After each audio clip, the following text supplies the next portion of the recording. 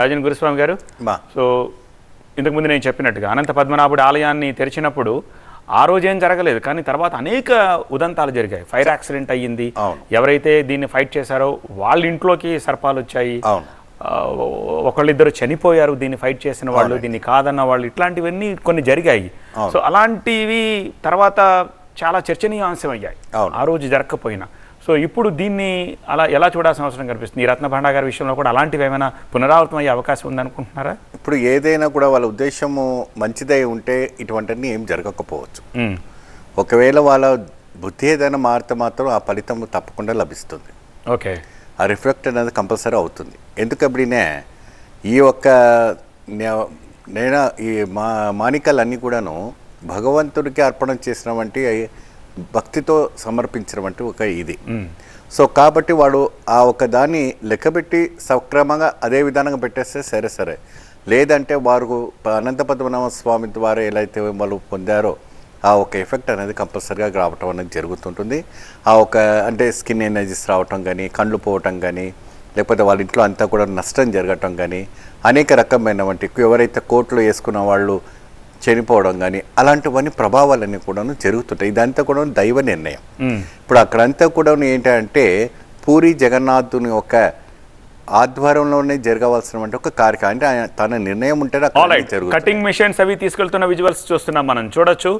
So మనకి exclusive visuals, TV9 ప్రతినిధి అక్కడ ఉన్నారు, మా ప్రతినిధి పంపిస్తున్న డీటెయిల్స్ చూడొచ్చు. పెద్ద పెద్ద మిషనరీని తీసుకెళ్తున్న దృశ్యాలు, అవన్నీ కూడా కట్టర్స్, అలాగే ఒకవేళ తాళాలు తెరుచుకోకపోతే వేరే ఏదైనా అబ్స్టెకల్ ఉంటే ఆ తలుపు తెరవడానికి గ్యాస్ కట్టర్స్ అవి కూడా క్యారీ చేస్తున్నారు. పోలీస్ ఫోర్స్ ఉన్నారు, స్నేక్ క్యాచర్స్ ఉన్నారు, పెద్ద పెద్ద మిషనరీని తీసుకెళ్తున్నారు. ఈ దృశ్యాలన్నీ చూస్తున్నాము. సో రత్న భాండాగారు ఇప్పుడు ఎంత పెద్ద వార్త అయిపోయిందో ఈ దృశ్యాలు చూస్తే మనకు అర్థమవుతుంది. ఇప్పుడు దేశవ్యాప్తంగా అందరి చూపు కూడా రత్న భాండాగారు వైపే ఉంది. సో మిషనరీ తీసుకెళ్తున్న ఇంజనీరింగ్ నిపుణులను చూస్తున్నాము, వాళ్ళు క్యారీ చేస్తూ ఉన్న మిషనరీని కూడా మనం చూస్తున్నాము. సో ఇదంతా కూడా కొద్దిసేపటి క్రితం విజువల్స్, విచ్ మీన్స్ ఆల్రెడీ ఇప్పుడు ఈ ప్రక్రియ 125కి షార్ప్గా మొదలు పెట్టారు కాబట్టి ముహూర్తం ప్రకారం అది స్టార్ట్ అయ్యి ఉంటుందని చెప్పేసి అనుకుంటున్నాము.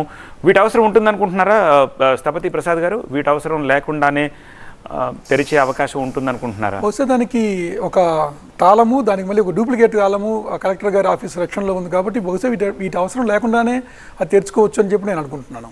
ఓకే, తర్వాత ఈ సంబంధించిన వైదిక సంబంధించిన ప్రక్రియలన్నీ అర్చక స్వాములు చేస్తుంటారని చెప్పి నేను భావిస్తున్నాను. ఎందుకంటే భగవంతుడి ఆజ్ఞ లేకుండా ఏది కూడా ఆలయాల్లో జరగదు. కాబట్టి భగవంతుడి అనుజ్ఞ తీసుకుని ఉంటారు, దానికి కావాల్సిన రిచువల్స్ అన్ని కంప్లీట్ చేసి ఉంటారు అని చెప్పి అనుకుంటాను.